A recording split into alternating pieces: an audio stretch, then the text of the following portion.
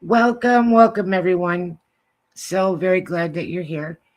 Very sad that Father Shawn can't be with us today, and we always miss him because he has so many great insights to share, and um, we love his humor and everything. But he is taking his wife to appointments today, and we have a GoFundMe for Sharon Whittington.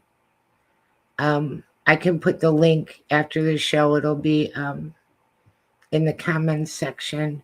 She's going to need a very detailed surgery. It's a big deal. Um, so, anybody that wants to give some funds or some prayers, we appreciate the prayers too. Any way that you can help, and I'm hoping the best for her and that she gets a full and complete recovery soon. Having said all that, Father Shawn is a priest with the Old Catholic Church. He was on a great show called Elon Roth Presents The Legion of Exorcists on Travel Channel, which you can also watch on Max. All around the world, it's replaying and showing, and he is the author of two really wonderful books, God, Ghosts, and the Paranormal Ministry 1 and 2. And those books are a collection of his real cases and what he's been through, and very, very interesting stories. A very scary book in its own right. I would recommend it highly. And it is also a way, to get him some extra money by buying the books, and he would get some royalty off of that. Speaking of books, I have two new books to announce this week. I have Dracula's Castle, which is by James Baxter, and that is a Gothic Victorian novella. Very, very beautifully written. Really enjoy that. Not a long read. This is our new Penny Dreadful series. If you're like me and you were a horror watcher back in the day, creature features and all that, I love these kinds of stories. Very nicely done. So that's Dracula's Castle by James Baxter.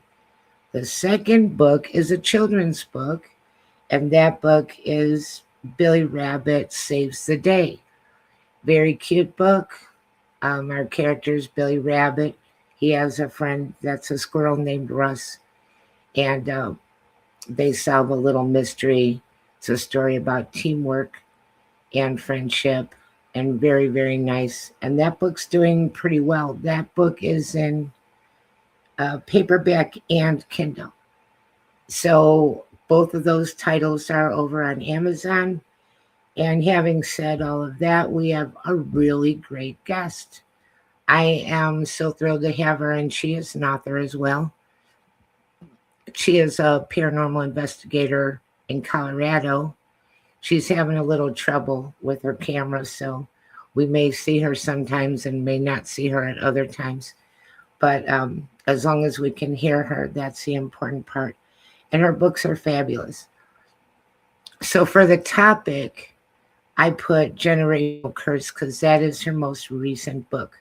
But she has some other books out there that are also very interesting and very intriguing. And we're going to ask her about all of that. And hello to everybody in the chat room. Honey and Heidi, Contessa, Kira, um, Carrie. Very nice to have you here with us today. Berta, my friend Berta from back in the day. Very, very happy to see everybody. And I'm going to bring Clarissa on. And we'll see if we can hear her. But we've got the spinny thing. So Can you hear me, Annette? I do. Hi, Okay. Clarissa. I did see you for a minute. I had it going with propping my phone up against the laptop, and then I think my phone went to sleep. And so now I'm trying to get it back. It's like technology is not my friend today.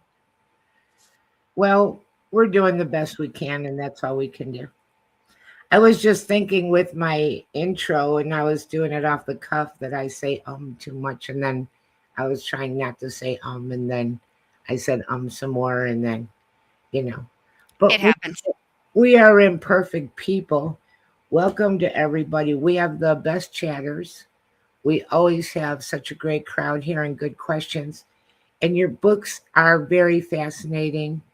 Um, there I am again with oh, another I love the idea.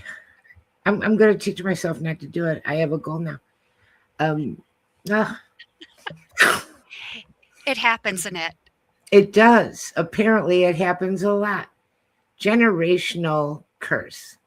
That Correct. is very fascinating. Your other books are very cool too, that I saw that I wanted to mention today, and you could give the exact titles. But one is Haunted Railways, and there's another one that's like um, having to do with like haunted hitchhikers and the outdoors and stuff like that.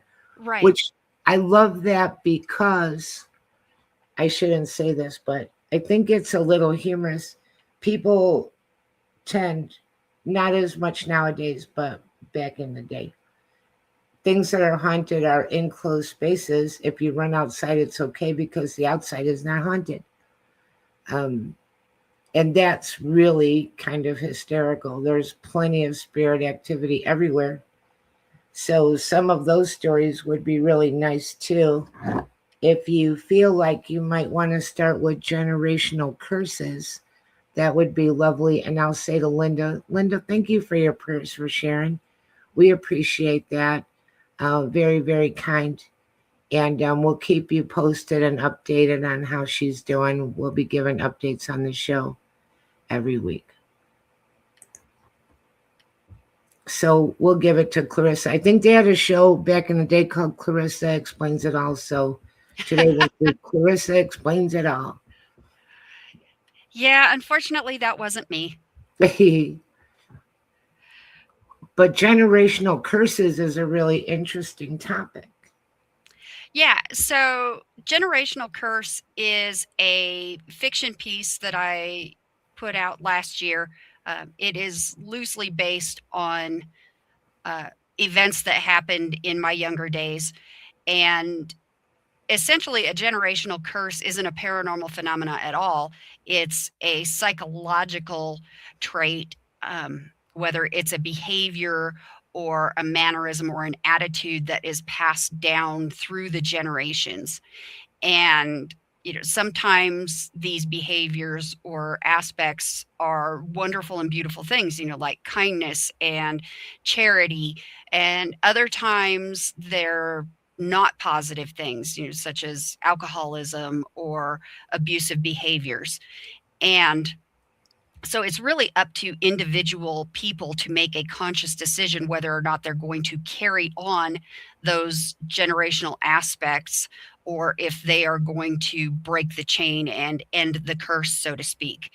And so what I did, when my husband passed in 2024, I realized that, I had some generational curses, you know, behaviors and mannerisms that had been passed on to me through generations within my family.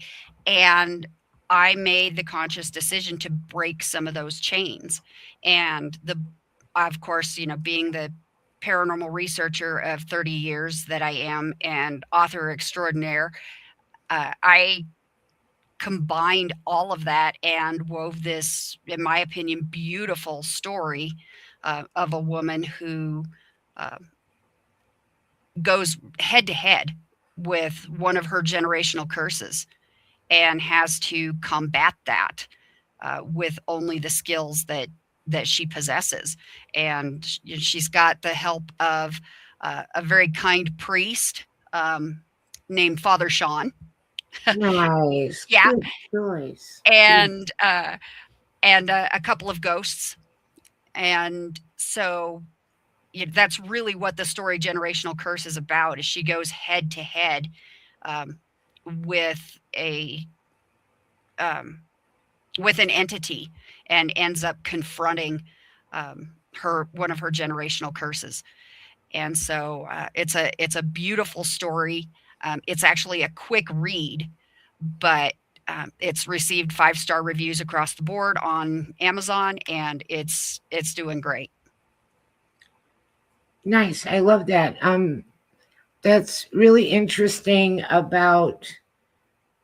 Okay, so your book isn't really completely on the topic of generational curse. It's a story about generational curse. Correct. Okay. Because you hear people talking about generational curses due to Freemasonry and Right. things like that in their family. And I saw, Clarissa popped out. Well, I'll just keep talking and maybe Clarissa can pop back in. Generational curses connected to Freemasonry, generational curses that could have been something that someone attempted to put on you. And that keeps going in the bloodline for at least 3 to 4 generations. And then the things that she's talking about, such as alcoholism and things like that, that are just blights in a family that keep repeating themselves generationally. But it's very interesting. When we get her back on, I'll ask her what she. Let me see if I got her here. Can you hear me now? I do. Okay. Luckily, I'm a good rambler in spite of all the ums. No, it's all good, Annette. I apologize. This technology issue is really frustrating me. I don't generally have issues like this, and it's a brand new computer. I've only had it for 3 or 4 weeks, and so I'm struggling to get everything figured out and worked out. That's the problem. Whenever I get anything new, or if they upgrade my stuff, I'm like, oh no. Yeah. Because usually it's not that much better if I notice that it's better at all, but it's different. And I don't always have time for different. Right. We have a comment that says, and the all-time biggie, narcissistic abuse. Absolutely. Absolutely. Well, some of this stuff could be learned and replicated by the younger generation. They saw that their parents acted a certain way. They think that's normal, so they're doing it too. Or it could be more than that. Yeah, it absolutely can. And so, yeah.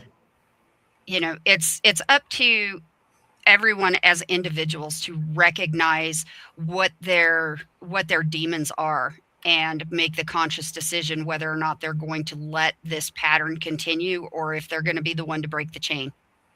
And what did the character in the book go through, and how did they break the chain in the pattern?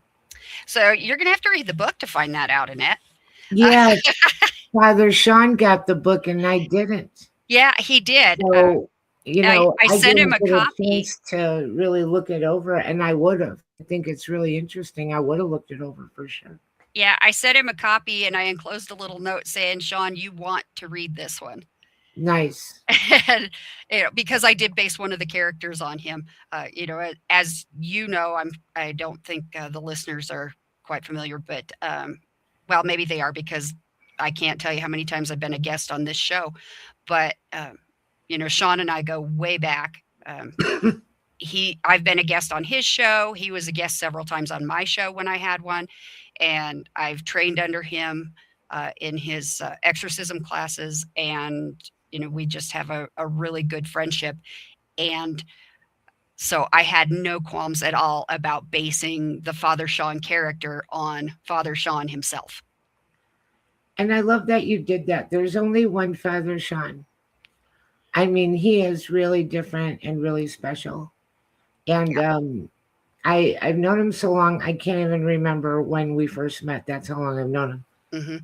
And his books course, I'm his publisher, but his books, he has this way of everything gets really intense, and then he injects something kind of humorous to break that intensity and Yep. kind of keep it going. And I love how he does that. So I can't recommend his books highly enough for the stories of the things that he's been through. But we have someone in the chat room saying, I always said when I was growing up that I was not going to be like my mom, but I have failed here and there on occasion. I'm one of those people. I feel like your mother sets the tone if you're a woman. Either you grow up to be a lot like her, or you're trying very hard to not be like your mom. And to the point where I would be like, what would my mom say, or what would my mom do? And then try and go a different direction and be expanded and not duplicate that. But it's hard and really humorous because you can catch yourself saying and doing things that is just like, wow, that was just my mother. That was my mother right there. So that is, something very interesting. But Clarissa, are you there? I am here. Okay, good. Because it was doing the spinny thing again. I know. Okay. Darn technology. So the key is, we're all human.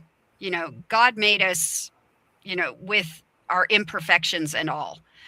And as much as we try not to be like our parents or like the people who influence us the most in our younger or even in our adult days, the key is to not stop trying, to always strive to be better.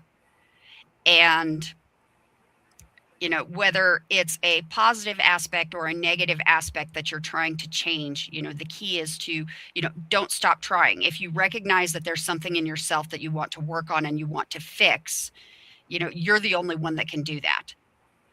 And you can go to therapy and obtain the tools, or seek the guidance from clergy to obtain the tools. But ultimately, you're the one that has to do the work. And so, don't stop trying. If you see something that you want to change within yourself, keep working toward changing that.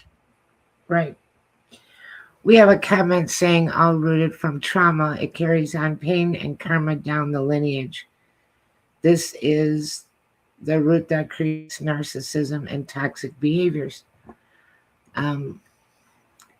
Yeah, I mean, I don't disagree. I think sometimes, here's an example. Be careful how you act around your kids, especially young girls, because they grow up and even though they know this isn't a very good idea for me, it seems normal because it's so familiar. So I think some of it is a mixed bag of some is, well, it's generational anyway if it's appearing one generation after another.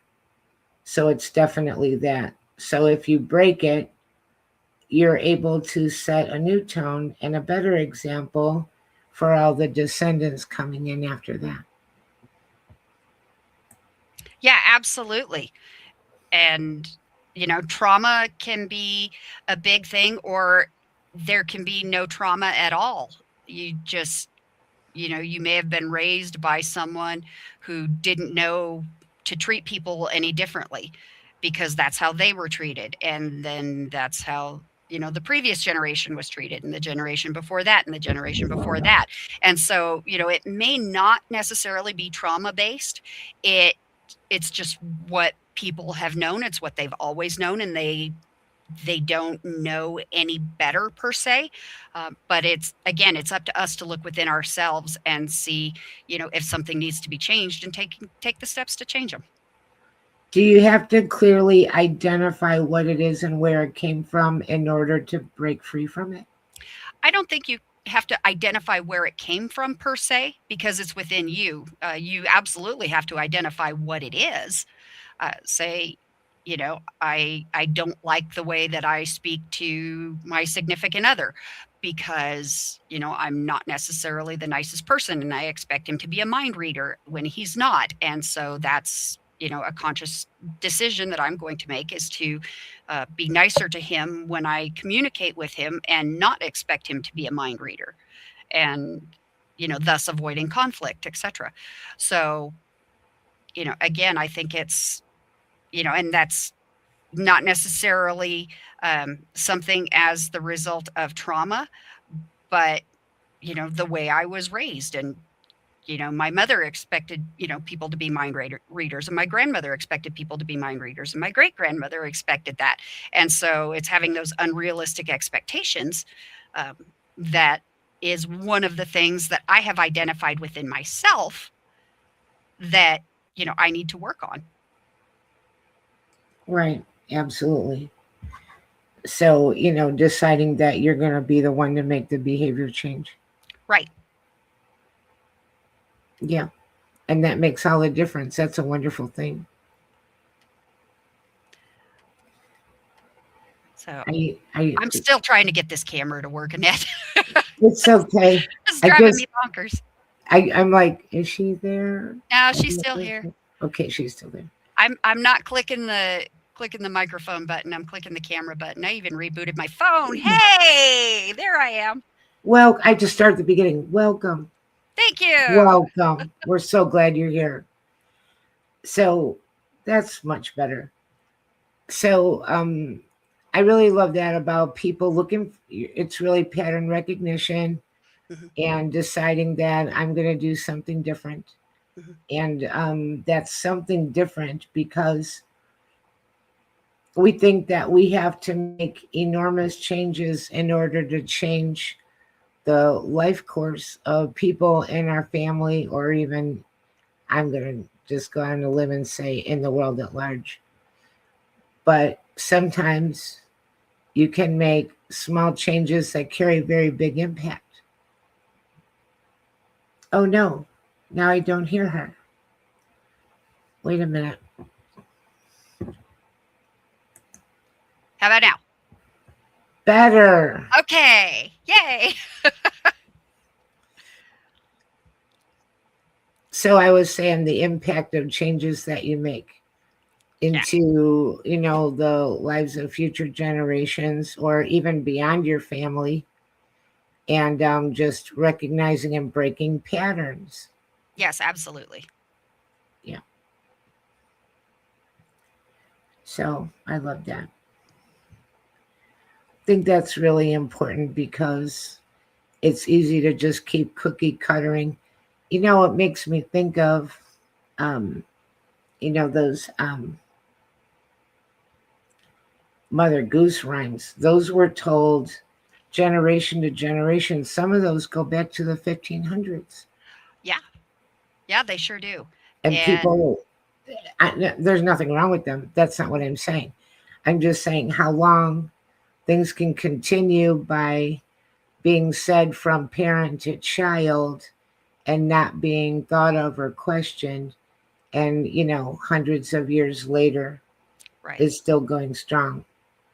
They had a guy on a podcast that was talking about different regions of the country and why they are the way they are, and what part of the world they settled from, and what their lives were like, what they were looking for, what their core expectations and beliefs were, and how that still continues. Again, more than just a few generations. It's like a thread running through the fabric. Right. It's almost like a genetic code in some instances. Yes. Let's see, we got a comment over here.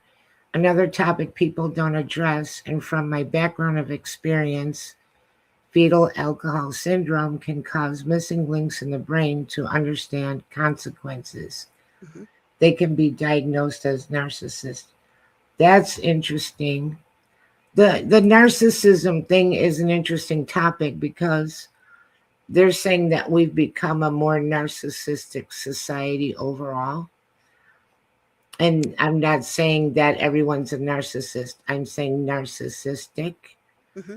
We don't diagnose anybody, but it could be as many as 1 in 5 or 1 in 4 people would be considered narcissistic at this point in time.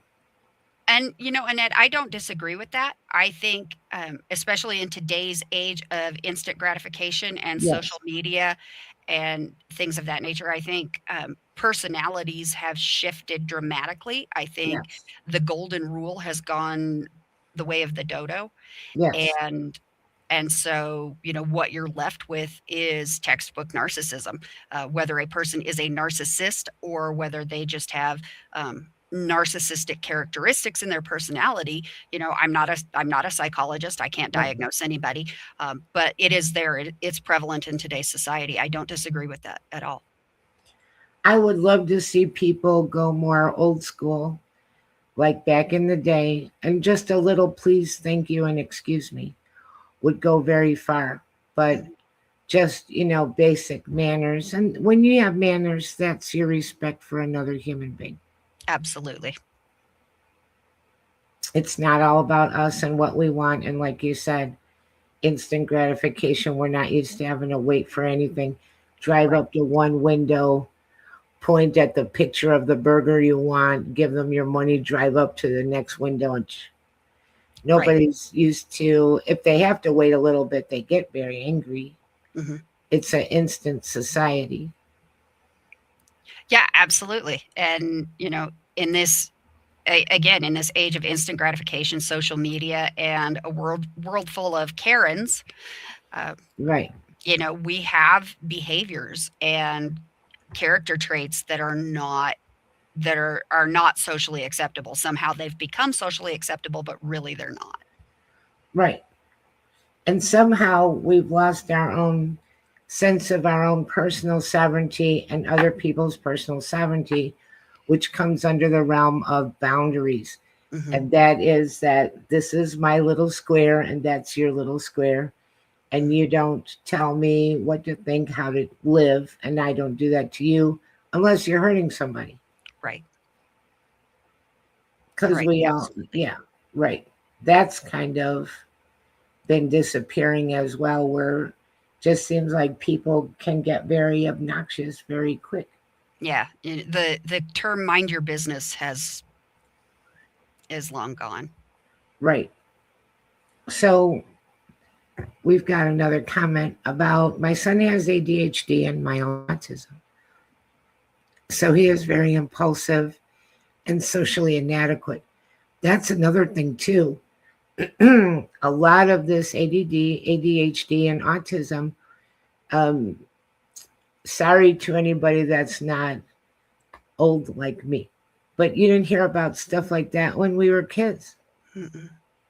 They didn't have, I'm not saying it wasn't there, but now we have all these conditions where that also seems to feed into a social impulsivity. Right. And, psychologists are now looking into if it is, and I'm going to preface this by saying, ADHD and autism do exist. They are very, very real. Uh, but it is being looked at now as um, perhaps not all of the cases of ADHD or autism are genuine psychological issues to be diagnosed, but rather a lack of parenting and a lack of discipline. That, parents are so afraid to parent that they don't discipline the children and give them the skills that they need to behave themselves and to focus on their own and things like that. And again, I'm going to say again, that ADHD and autism are very real, and there absolutely are people out there that do have those conditions and do suffer from those conditions to a certain degree. But what they're looking at now is, are the bulk of those cases that are being treated medicinally, um, are they actual psychological disorders and learning disabilities, or is it simply a lack of structured parenting? Right. And some are and some aren't. Right. Years ago, I worked at a primary school. I worked part of the day in the office so the secretary could go have lunch. And there were so many kids coming in for prescriptions. I was amazed. Mm-hmm. I was really amazed. And this include puffers for asthma and stuff. Mm-hmm. But and again, like you, yes, there are people with these conditions, and sometimes it seems like it's just an excuse, and we'll say that somebody is this or that, Mm-hmm. and turn a blind eye. My son, he was what we called hyperactive, Mm-hmm. and I took him off of Kool-Aid and a lot of sugar, and I let him play outside before he did his homework to run some of that energy off. And I wasn't going to put him on meds unless his grades fell. Mm-hmm. And that's how I dealt with that. And that turned out fine. That wouldn't work for everybody, but it does work with some people. We have a comment here from Caesar Wolf. I 100% agree with you both. People just don't seem to be nice or care about what they do anymore. Mm-hmm. Yeah, it's been a real erosion of us as a society. Yeah, it really has. And I have a very, very dear friend who has two daughters. The daughters are both grown now. And one of them had some serious behavior issues. And I would come to visit. And within a week, this child is saying, yes, ma'am, no, ma'am, saying, please, thank you, going Right, to bed at bedtime, actually bathing instead of throwing a temper tantrum, right, etc. And my friend says, I don't understand how you can get her to do that. And I said, it's parenting 101. You right, have to be the parent. right, And um, and my friend ultimately did have her daughter put on medication and diagnosed with mild autism. And so now here is this young woman who is heavily medicated because she can't function in society because she never learned how to function in society. Had I been able to be there, 24/7 and guide her and mold her, she may not be on medication to this day. But my friend was so afraid that if she parented her daughters, that that social services were going right. to become involved and take her children away. And that's a very real fear that parents have to live with right now, is they can't parent their children. Right. And so it's a catch 22, and unfortunately society has dug themselves into this hole, and it's tough to get out. But In a way, this is a type of generational curse because every generation it got a little worse. And exactly what you said, people were afraid, oh, they're going to say that I'm too strict or too hard on them. This is not even about spankings. We're not even talking right, about that. not even going there with the physical discipline. No. And that other people think, wow, your parents are mean. Hmm. But, something that I did with my kids, not that I'm a know-it-all, but I'm a mom of 5. Indoor voices. Yep. Stop crying. Use your words. Tell me what happened.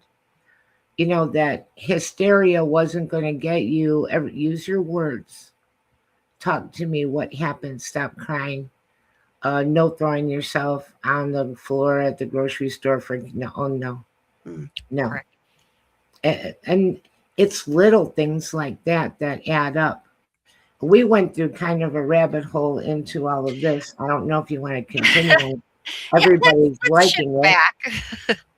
Everybody is like it. It's something that people don't talk about too much anymore, but Right. I'll do a little station identification to everybody that's tuning in late. We have the lovely Clarissa Vazquez with us, and we are talking about her books, and apparently we're talking about child rearing too.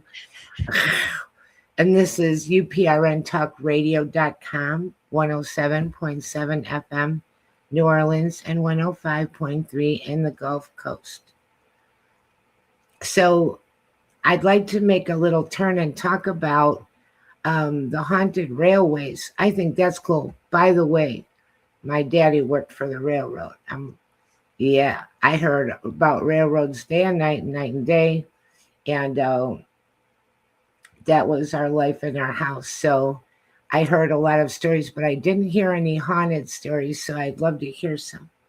Yeah, so Phantom Trails and Phantom Trains and Haunted Rails of the U.S. is the title of the book. And several years ago, I had a very close friend, as well as my son, who were what they called rail fans. And that's a person who loves trains. They will Yes. go down to the train tracks and take pictures and film the trains running. And they know about every locomotive, and they know about every rail line, and they just know everything there is to know about trains. And I'm not just talking model trains, I'm talking actual Yeah. trains. I can't tell you how many times I've been in New England and stood along the side where the express train runs down, the eastern seaboard, and don't stand too close or it's going to blow you Yes. over, just so my son could get a look at the express train and try to get pictures and footage of it.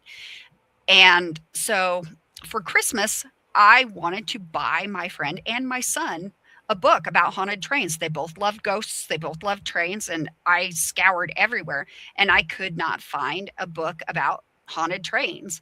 And I was feeling really defeated until one night I'm sitting at my desk and it's like, well, dummy, you're an author. Why don't you write one? And so I did. I started researching all of the lore about, phantom trains and haunted railroad crossings and, haunted tracks, and that's how that book was born.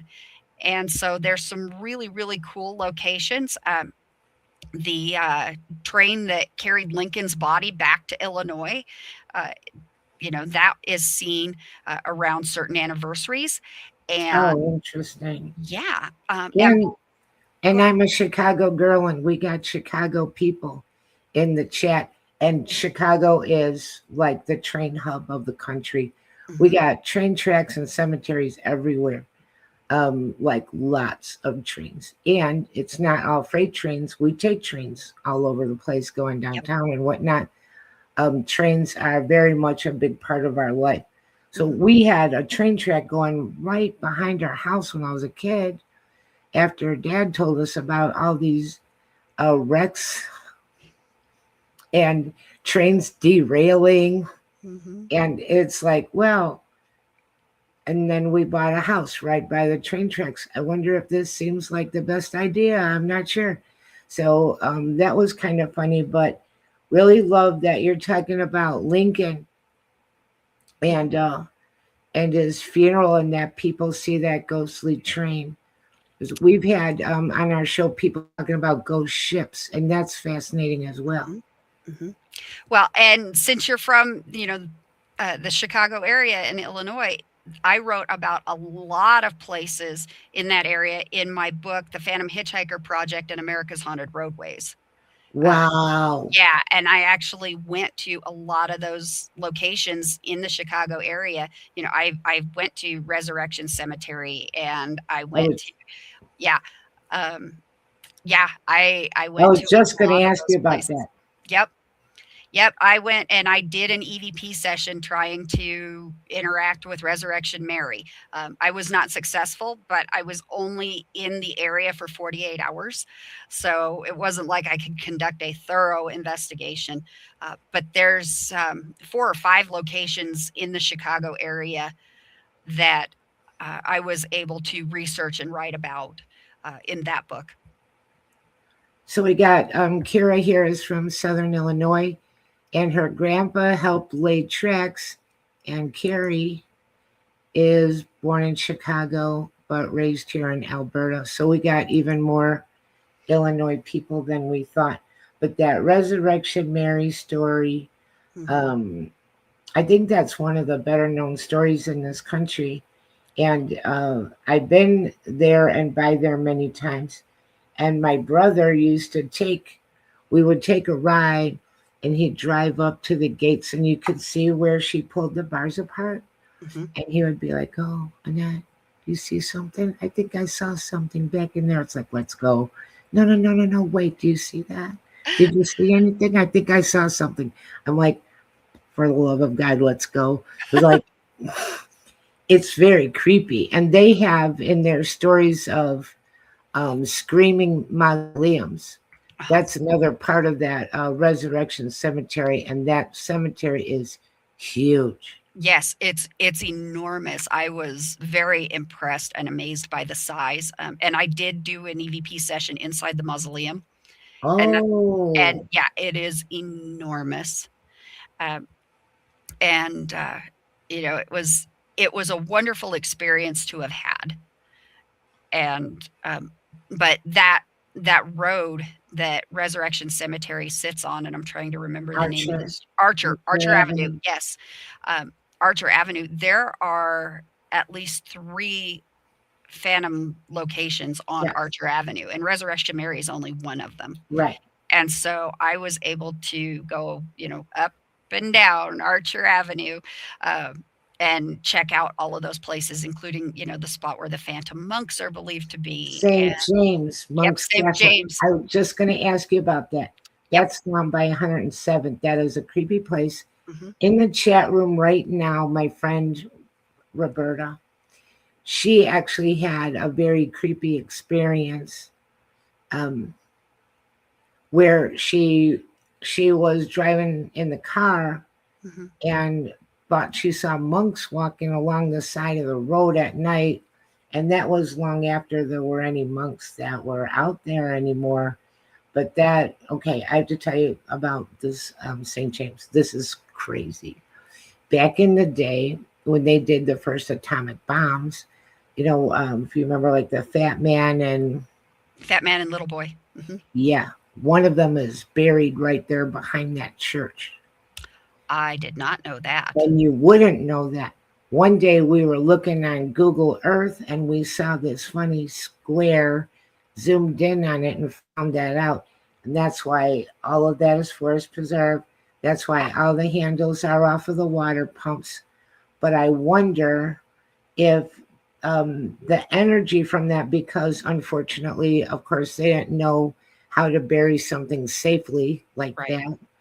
If any of that is an energy source for the hauntings that go on out there, and also that you can go to mass there and you can go there, but they don't like any paranormal No. investigation, nothing. That is no, no, and no. Yeah, no. And it's even posted Yeah. there, that the property is for parishioners only. And yeah, and so I had to be a little stealthy, go in and, snap a couple photos. I did not conduct any EVP sessions Right. at St. James of the Sag. And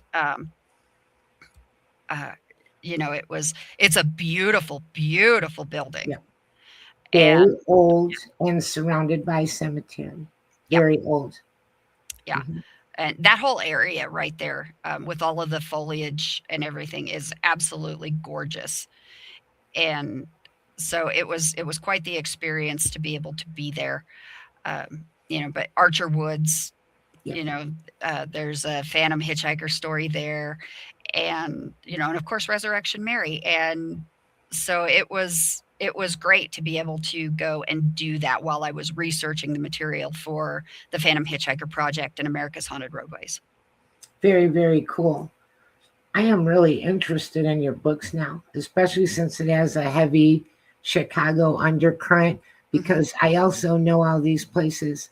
You probably have some stories that I don't know, but there's so many Yeah. really intriguing stories. And then you get into all of the Al Capone stuff and the mob. And Mhm. I laugh because all these places Al Capone apparently was everywhere. Yeah. Oh, yeah. And Well, and the murder house during the World's Fair, the United States' first serial killer. Um, I'm trying to remember his name now. I H. know it. H. Holmes. Holmes. Yes. Yeah, Yes, Holmes. That building is now a post office, right, but it's reported to have some pretty intense paranormal activity also. right. Uh, and the And great part of grandson of the him. Yeah. part of the cellar and the basement is still intact, Yes. and then the post office is there. Yes. And at a few years ago, they allowed Holmes' grandson or great grandson. I'm trying to remember. I think Jeff is his great grandson. They allowed him to go down there and take a look Oh, and and see where his grandfather had committed those atrocities. oh, And wow. yeah, and Jeff said that he was glad he did it, but he never wanted to do it again. So That had to have been hard. mhm, yeah, Very, very hard. yeah, And speaking of which, now that we brought that up and the topic, because we're all over the place, we're just yeah. having We're fun. we're just ping pong ball today. We're just doing it. So under the topic of generational curse, Hmm. now you have H. Holmes. Now you have his grandson. Hmm. Yeah, and that And is actually something that Jeff has brought up, that, if there is a generational curse linked to Holmes, it's going to die with him because, he has no desire to carry on any personality or habitual traits that Holmes may have had. right. But it would be easy to feel like you are cursed in a way because Hmm. when people commit atrocities or serial killers and whatnot, you have not only killed that innocent person, you're kind of killing your family. Oh, You're absolutely. leaving them a life of shame. Yep. And even if people are halfway decent to you, like again, this rep goes into what we were talking about parenting.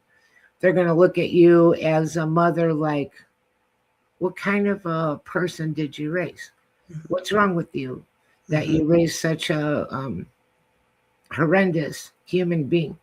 Well, and you see it all the time on like these true crime shows, where you have the children of the offender come on and say, at no point in time did I ever think that my dad was capable of this. And people have shunned me now because my dad or my mother or my brother, have done this. And so, and then they're left with the guilt of what their family member has done, and then they're always going to question, does that monster live in me as well? Right. Well, look at John Wayne Gacy since we're talking Illinois cases. Hmm. He had all these bodies buried in the Hmm. crawl space around the house, and people say it smelled terrible, Hmm. just atrocious. And this is all in my timeline. I remember this when I was a teenager. He made me not like clowns anymore. I used to have a clown collection until that happened. Then I was thinking, gee, you don't know who a clown is. That could be anybody. That could be friend or foe. Um, I didn't like the idea of clowns after that. But having said all this, there was a lot of people that said his wife had to have known.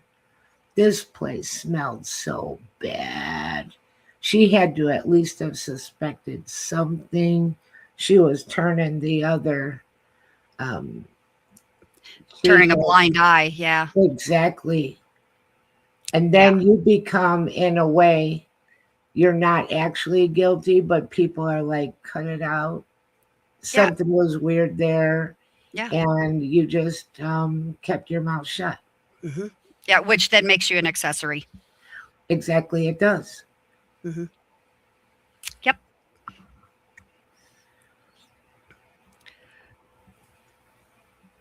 So, what was the most interesting experience you had in that whole area since we have an Illinois and a Chicago crowd? Oh gosh. Um, you're gonna have to help me with the name of the cemetery. It's not on Archer Avenue, but Is it's, it Bachelor Grove? yes, Bachelor I've Grove. been there many times. Yes. Yes. Uh, Okay. Trying to cross the highway to actually get to Bachelor Grove, that was an Right. adventure. Right. Uh, because you have to cross it on foot. There's nowhere nearby to You park. could you could end up in Bachelor Grove forever if you do that wrong. Yeah, uh, exactly. And walking along that path toward Yeah. Bachelor Grove, um,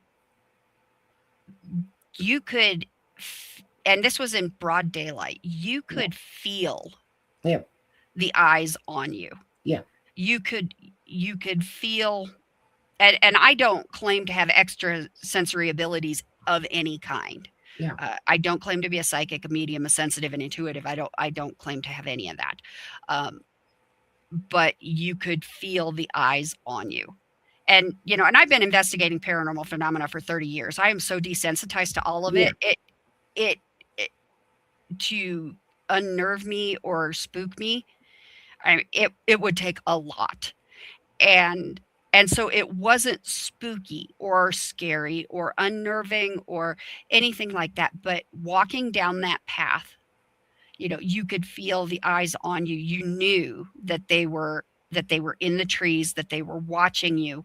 And then, you turn and actually go into the cemetery. It just opens up into this beautiful, yeah, beautiful field, just surrounded by trees, and it's so beautiful and so peaceful and so serene.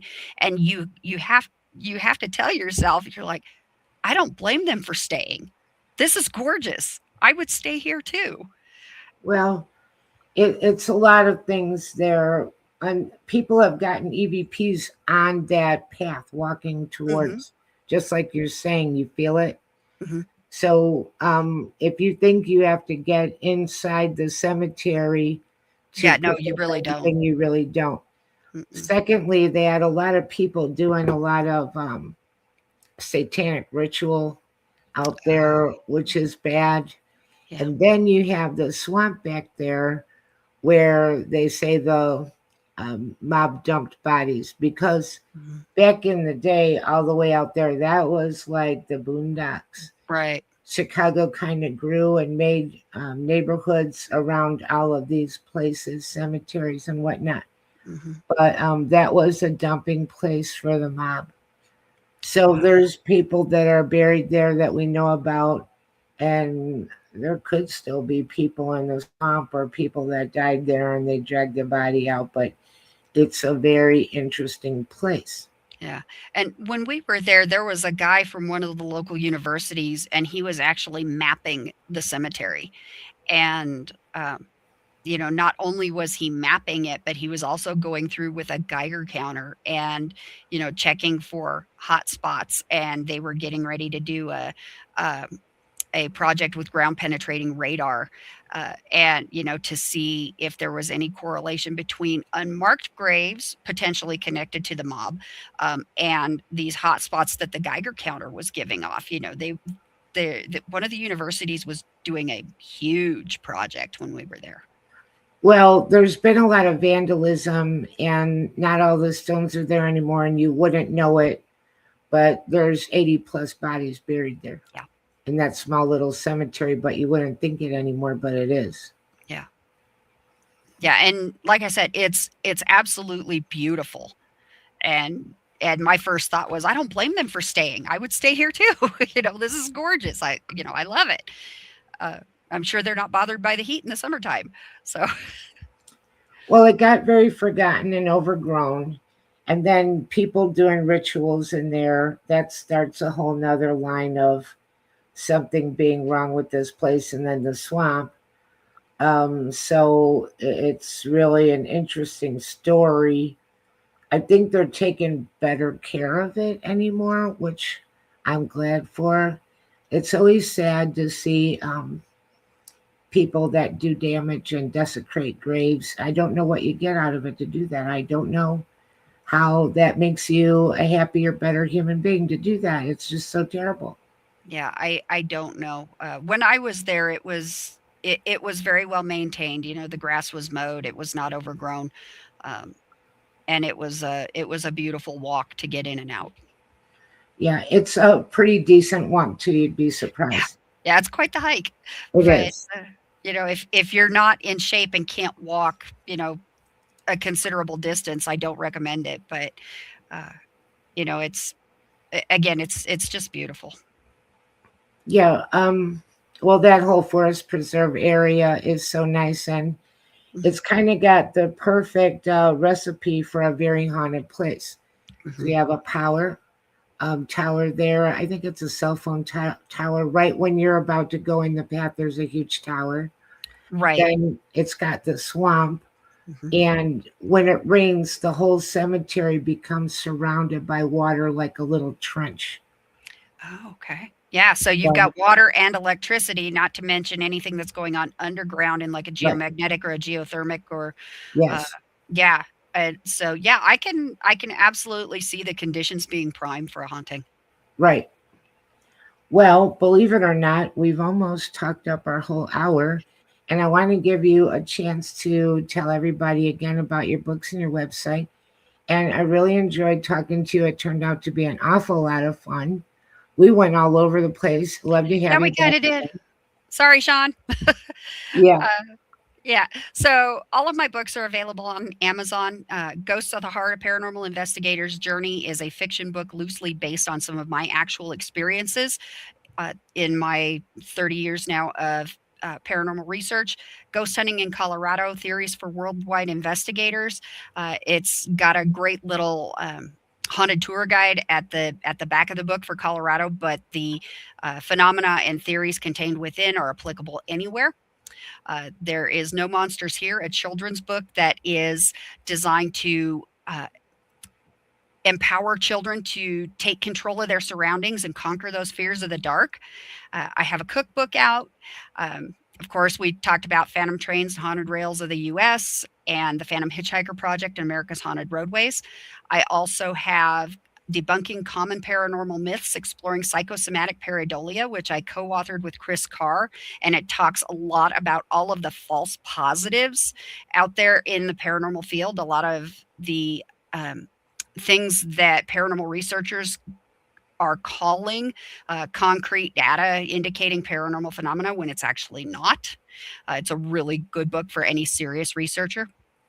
And then, of course, my latest book, Demons of the Coven. Again, it's fiction, but it is loosely based on some of my experiences growing up, woven into this amazing paranormal tale with the kindly priest, Father Shawn, based on our own Shawn Whittington.